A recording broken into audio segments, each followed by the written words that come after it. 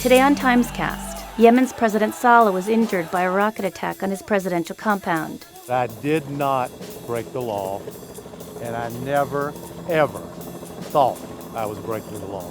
A federal grand jury indicts John Edwards on campaign fund violations. And China's Li Na hopes to be the first Asian to win a Grand Slam tennis tournament. Win, of course, the dreams come true. If you lose, you try the best tennis on the court. Nothing to worry about. This afternoon in Sana'a, the capital of Yemen, an attack was launched on the presidential palace during the Friday noonday prayers at the mosque inside the presidential palace. Some sort of projectile, either it was a missile or mortars, we're not quite sure, came into the presidential palace and hit the mosque and killed the imams and 3 of Saleh's bodyguards. Saleh was injured in the attack. We're getting information that his face was injured in some way.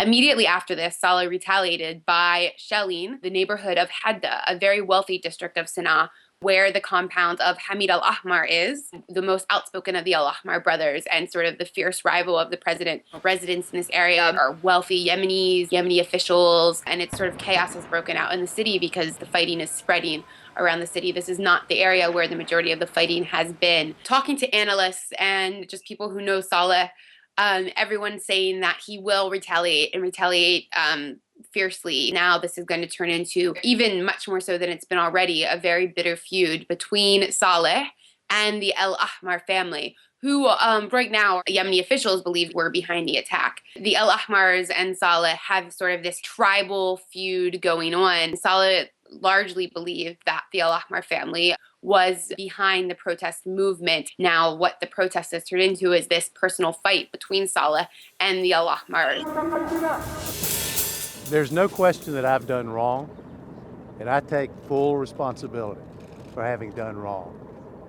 And I will regret for the rest of my life the pain and the harm that I've caused to others. Today, a grand jury indicted John Edwards on 6 counts of campaign finance violations. They charged that he was involved in a conspiracy of using campaign money to cover up an affair he had and a child he had. The Justice Department alleges that this money was used illegally because it was used for political purposes. That is, to keep John Edwards' 2008 presidential campaign alive. Mr. Edwards is pleading not guilty this afternoon.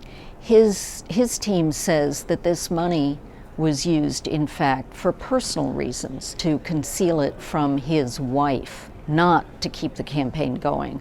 Therefore, it didn't fall within campaign finance law that would regulate these contributions. A lot of people don't think he really has a political future. So what is he fighting for? I think partly to keep his law license, but I think the issue for him is that he doesn't want to be perceived as a felon. He feels he can beat this charge in court. Compared with where John Edwards was at the height of his political career when he was making his announcements for president, it's really astonishing how far he's fallen. Today he's living like a hermit, really, in Chapel Hill, and the people closest to him, the people around him, are his legal team. On Saturday, Li Na will have a chance to win the most prestigious clay court championship in the world, the French Open, here in Paris. I met with her this afternoon to talk about Saturday's final and the popularity that she has now in China. Many people think about nervous or something. For me, it's just totally relaxed. Li Na started out as a badminton player at the age of 6. But after a couple of years, she switched to tennis because her coach said she wasn't very good at the wrist action that's required for badminton, but she was very good at using her shoulder, which is perfect for tennis. The reason why it's important to tennis that Li Na does well is because China is a huge untapped market in their eyes. But ticket sales for China Open yesterday was booming like double, just because of she winning the semifinal. She's making the historical records for the Chinese tennis player. Her character is so good, and the people like her because she's humor and she just want to be herself. Do you ever see billboards of yourself? I have a sponsor for Haagen-Dazs, so I can see in the Haagen-Dazs. I love this sponsor, free ice cream, can eat all of the world. The French Open was one that nobody really expected her to do well in. She's a classic hard-court player, more comfortable on the baseline, hammering shots. And she herself has even said clay is not her favorite surface. Lee will be playing against last year's champion, Francesca Schiavone of Italy. And it should be an interesting match of strength versus strength. Schiavone is very much known as a classic clay court player, running around the court, hitting a lot of spins, kind of a do-everything sort of player.